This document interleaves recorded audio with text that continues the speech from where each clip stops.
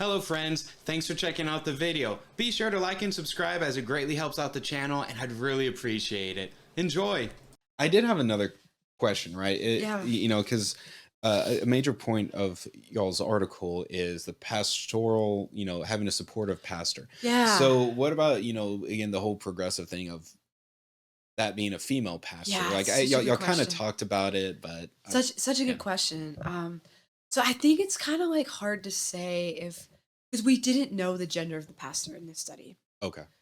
But you raise a good point, right? So I think it sort of begs this broader question of, the role of women in clergy, and as you know, right, like not every faith allows women to be members of the clergy, Mhm. right? So in this case, right, if we think about some Protestant denominations and Jewish denominations which allow this to happen, like are they as highly respected as men, right, in those same Mm, positions? We know typically from research that women tend to occupy lower roles in the church. So, they might, be responsible for, the church cookout, or, for Bible study, but they're probably not going to be like leaders of like the pastoral council or, I see. Mhm. elders, church elders, or the vestry, or, whatever, Right. high board is in the church. And so if women are the minority in the clergy population, how might this impact like who goes to them? Would a man be comfortable going to a female pastor and being like, hey, I'm struggling with my faith, can you help me? Would a female, be okay with going to a female pastor and asking the same question? I think these are really interesting questions given, that women have not always been allowed to be clergy, and, they tend to have a marginalized status in the church. So I think it's an open question, right? We couldn't really answer this here, but I think it's really Hmm. interesting to think through like Yes. the respect afforded to an ordained minister if they're a female. Right. Um, Yeah. Is there that different? that Which, stigma.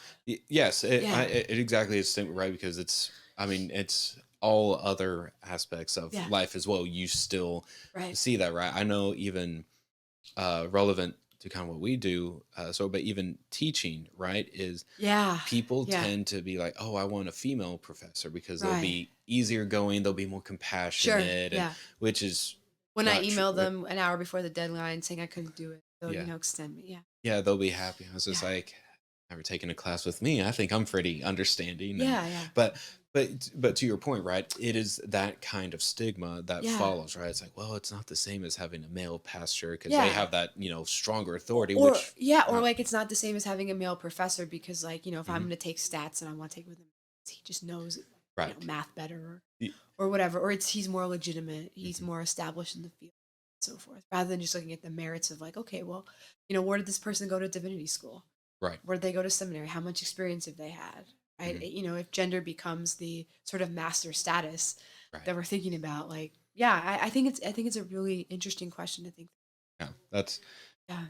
and as far as what y'all are found, some Yeah. some very interesting stuff. But I wanted to hit on the one point of that, for men specifically, Yeah. was it, did pastoral support seem to stand out when dealing with doubt and depression, Yeah. while women it only had a direct effect. So that kind of Yeah, that's interesting. So, okay, so what that basically means, to kind of try to simplify it a little bit, is for men who had religious struggles, if they had greater pastoral support, their mental health was protected. Whereas for women, having greater pastoral support seemed to impact their mental health, but it didn't do so differently based on how many struggles they were having. So for women, it seemed to matter. Pastoral support seemed to matter regardless of if they had no struggles or if they had tons of struggles. Whereas for men, it especially mattered when they had higher struggles. So, oh, so kind of what's going on here, yeah, right? So, okay, well, we know that women are more religious than men on almost any indicator that you look at, like attendance, prayer, mind control, reading the Bible, scripture, being hmm, involved in the church, and so forth. But then we have to think about, okay, especially when these data were collected, which was 2001, 2004, most of these clergy members are men. So would a man feel more comfortable talking to another man if they hmm, experience doubts in their faith? Right. And, since religion has been this sort of really important marker of kind of feminine identity Mm-hmm. for a long time, if women have doubts about their faith, maybe this is like deviant for them, right? Maybe it's like really kind of, again, like just this thing that causes them so much cognitive dissonance that they don't seek out the help of a clergy member. It's like, oh my goodness, I shouldn't be having doubts. Are they going to Right. judge me? Whereas men are just like, well, whatever, I'm having doubts. I'm going to go talk to another guy about this who happens to like be an Mm-hmm. ordained minister, and we're going to see if we can work through it. Yeah, Right? that's actually that's a really good point. Really interesting too. It's right. It's someone you could have a talk this over over Yeah. a beer or something versus Yeah. right that feeling of oh I kind of that more of a fear of will they perhaps like will they look down on me for being Yeah. like it's almost kind of like a failure for like Yeah. Yeah. what you're It, having it, it doubts. essentially like exposes some inadequacy Yes. in the faith, right? So that's one explanation, right? To look at like, okay, like what's actually going on in this pastor congregant interaction, right? Like, am I going to go talk to my pastor and be like, I'm really angry at God lately because of the pandemic or because of X, Y, or Z, right? I don't know if I like what the church's teachings on, A, B, and C. Like, if I'm a female Mhm. and my pastor's male, like, are those conversations that are really going to go down all that well?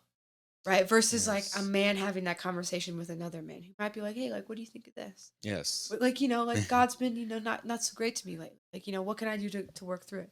That's one explanation, that there's something going on with like the religious and spiritual beliefs and identities of men and women. The other explanation could just be, well, older women tend to have bigger social networks. They tend to have more people outside of the church that they can depend on for help uh, and guidance and support. So it might just be that the reason we see that men benefit more from pastoral support is simply because they lack resources from the secular world. So it's mhm. essentially kind of like this resource substitution, Oh yes, right? yes. So like men Hmm. don't have these extensive social networks outside of church. So for them, church becomes even more important. Versus, if I'm having struggles about my faith, like I'll just go talk to my friend about it, who I also know is like kind of religious, Right. right? Instead of Right. like, going to talk with my male pastor, right? I might be like, you know what, I'm just gonna talk with a friend about it and we're gonna work through it and so forth.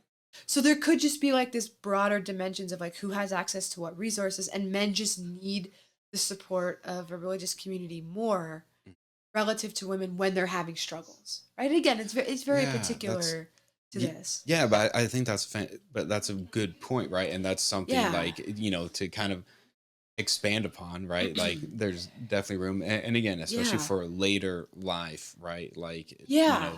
um, Yeah, so you have to think about like, okay, men have retired, right? They're not working as much. They may have lost, their social connections. And, from what we know of older people, like if they're married, right? mhm. It's generally the female who's like planning social engagements, right? Like if you think Yes, of like yes. most older couples, like 65 and up, it's like who's planning, where we're going on the weekend, who's planning where we're going out for dinner, Mhm. who's planning like, when the kids are coming over, when the grandkids are coming over. Like the vast majority of the time, it's women. Mhm. And so they've got this array of networks, versus men who are like, well, I don't go to the office anymore. I don't go to work anymore. Right. My networks probably have become a lot more insular. So Mhm. when I have religious struggles and I have this structure at church which supports this, right, and supports me talking to, presumably a male pastor about these struggles, that's something that's really needed. I see. Wow.